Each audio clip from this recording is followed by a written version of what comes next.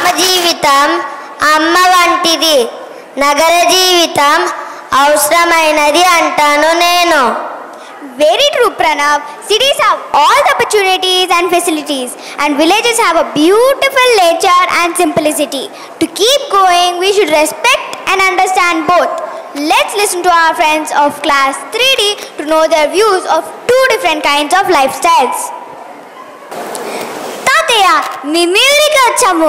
మాకు పట్టణంలో ఉండడం కంటే గ్రామంలో ఉండడం అంటేనే ఇష్టం. కానీ తాతయ్య, నగర జీవితం గ్రామ జీవితం వేరువేరుగా ఉంటాయి. మన గ్రామం ఎంత అందంగా ఉంటుంది. పచ్చని పొలాలు, పచ్చి గడ్డి, పెద్ద చెట్టులు, పక్షులు, కిలకిల రావాలు, ఇవన్నీ మన గ్రామంలో కనిపిస్తాయి.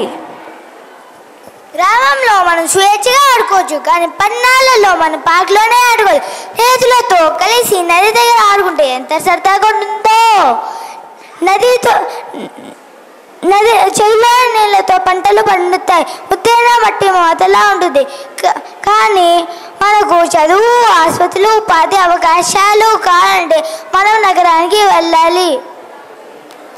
నగరాల్లో మంచి పాఠశాలలు ఉంటాయి.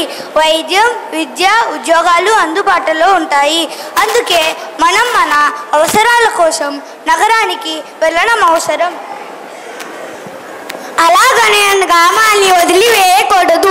మంచి భవిష్యత్తుతో మన నగర జీవితం కూడా అంగీకరించాలి. ఎందరో మహానుభావులు అన్నారు, దేశం చెన్నప్పుడు అభివృద్ధి చెందుతుందని. గ్రామ జీవితం అమ్మ వంటిదైతే నగర జీవితం అవసరమైనది.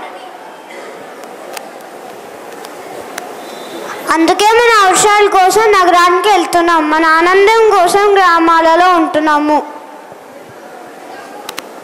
మనం నమ్రతగా ఉండాలి మరియు అహంకారం కలిగి ఉండకూడదు. ఎందుకంటే అహంకారం మన పతనానికి దారి తీస్తుంది.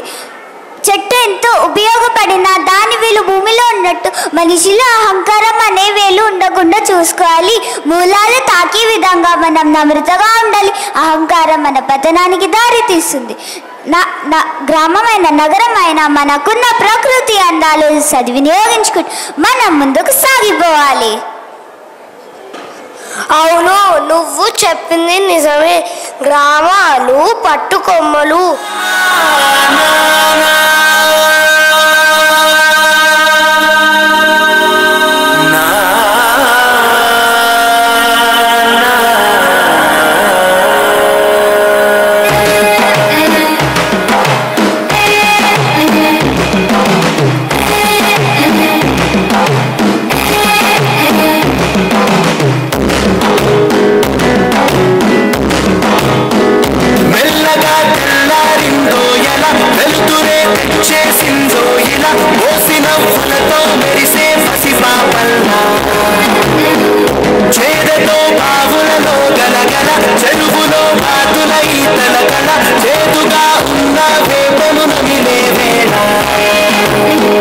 చుట్టపొగ మంచుల్లో చుట్టాల పిలుపుల్లో